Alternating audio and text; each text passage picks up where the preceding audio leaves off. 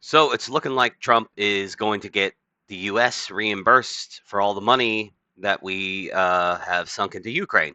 Well, let me walk that back a bit. He's trying to make that happen. Whether or not he can actually pull that off, is another story altogether. But moves are being made to try to make that happen. But shout out to the New York Post. Caitlin Dornbos. I almost said doorknobs. That would have been hilarious. Actually, if I was her, I would do that on purpose. I would just change my name to Doorknobs. Hello, I'm Caitlin Doorknobs. But Trump's multi-billion-dollar rare earth deal with Zelensky close after envoys wrap Ukraine talks. So let's dive into this. Because getting like we've sunk a lot of money into Ukraine. It'd be nice to get a return on investment.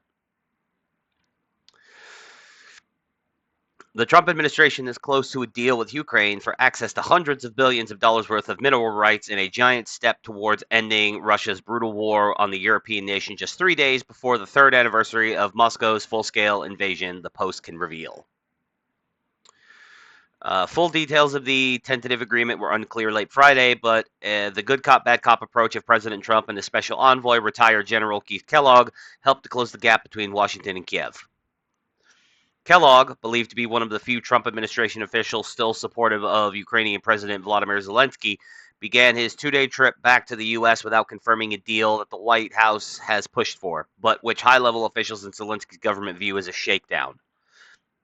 See, and that's what Zelensky's government does. They've always got they always come to you hat in hand, looking for handouts, and then whenever you try to get anything back in return from them, it's all like, why are you trying to steal from us? This is a shakedown. What's wrong with you? Not only should you be giving us money and material support, but you should also be sending your troops to fight on our behalf. Not just you, but all of Europe. And some of Asia too, probably. I don't know.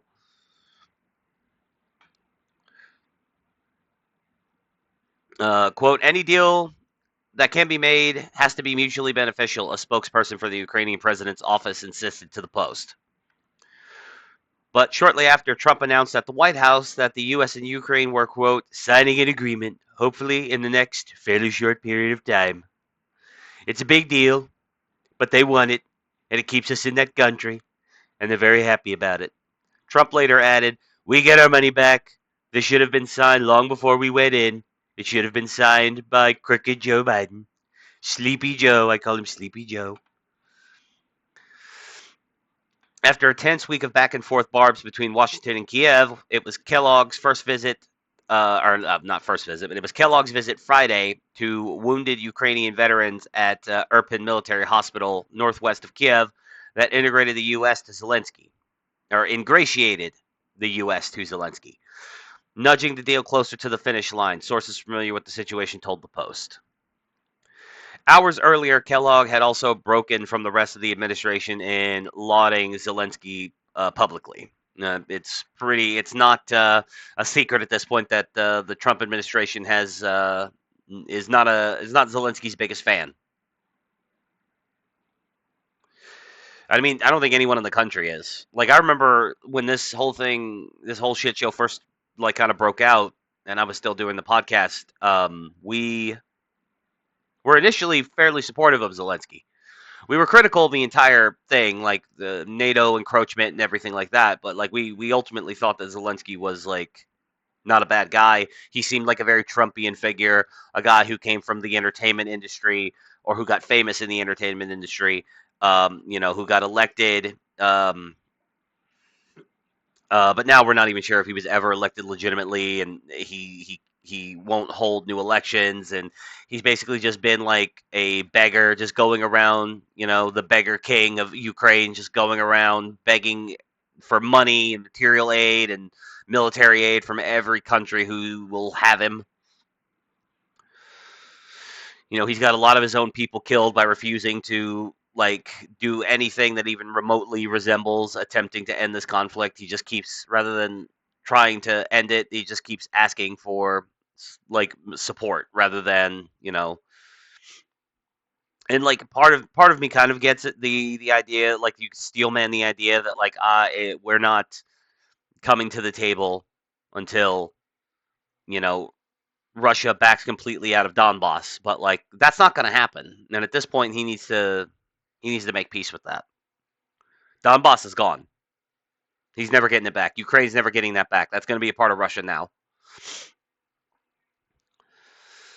Um,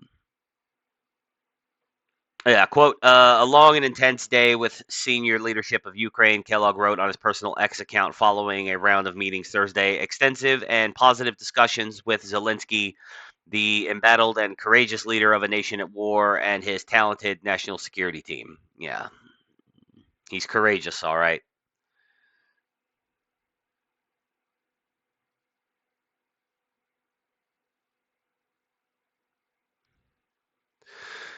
Kellogg was the last White House official publicly scheduled to meet in person with the Ukrainian leader for the foreseeable future. After Treasury Secretary Scott Bessent, sorry, I'm terrible at pronouncing these names. After Treasury Secretary Scott Bessent failed to secure a similar deal that reportedly included no security guarantees for Ukraine.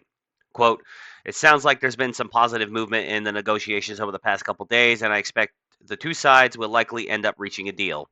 Foundation for Defense of Democracy's Russia Program Director John Hardy told the Post. Foundation for Defense of Democracy's Russia Program.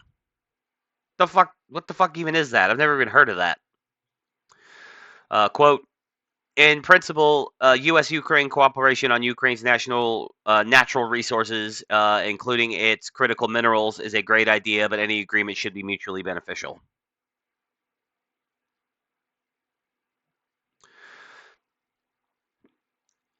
They remain a key ally for us to save the state, and we risk losing the partnership. And this, in turn, will significantly complicate Ukraine's position in the war with Russia, he wrote. This altercation with Trump is definitely not in Ukraine's favor, no matter how eloquent the arguments are.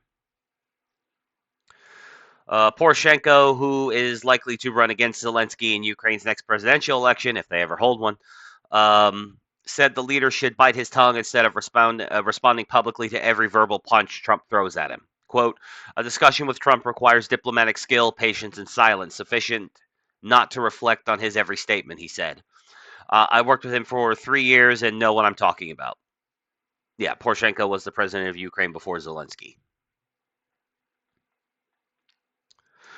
Quote, the authorities should work on the mistakes and figure out who failed in building relations with the new American administration, who, instead of building bridges, burned them. Now the government's problems in communication with Washington have become a problem for our entire country. But other Ukrainians told the Post they feel Zelensky should not capitulate to Trump. Ukrainian Financial Forum founder and political analyst Roman Matchak, whatever, these fucking Slav names, told the Post that it's the American president who should reverse course, not Zelensky. Quote, if the state of affairs described is correct, it's a very narrow-minded and almost childish approach. This will backfire, he said.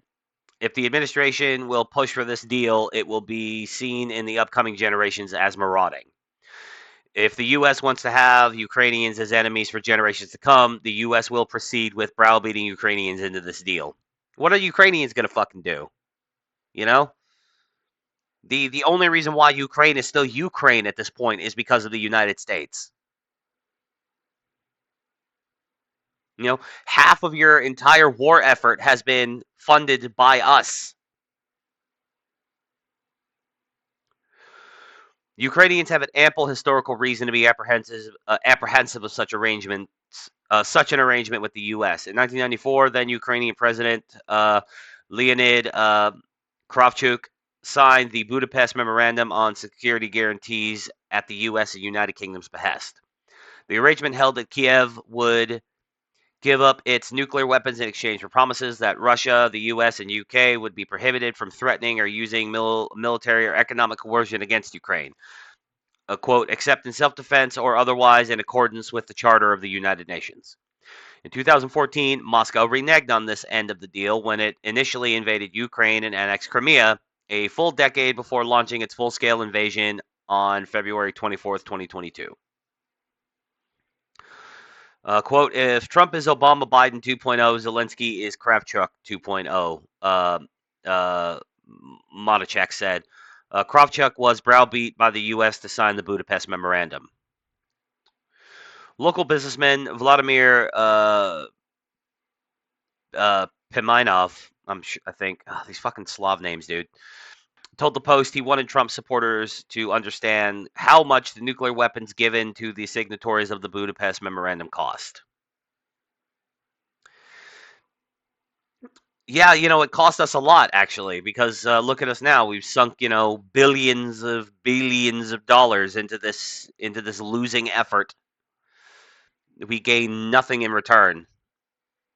I mean, it's possible that this mineral rights deal, if it goes through, we can recoup our losses, but like, are we going to recoup our losses? Are we going to get, $200 billion worth of mineral rights? And again, like I go back to that whole like, do you want Ukrainians to be your enemies for decades? Of like you like you people begged us and begged us and begged us for help, and we gave it to you. And now that we're coming asking, is like, okay, fine, and we expect a return on investment. We expect you to pay us back for the aid that we provided. We didn't do this out of the kindness of our hearts. Like, you owe us.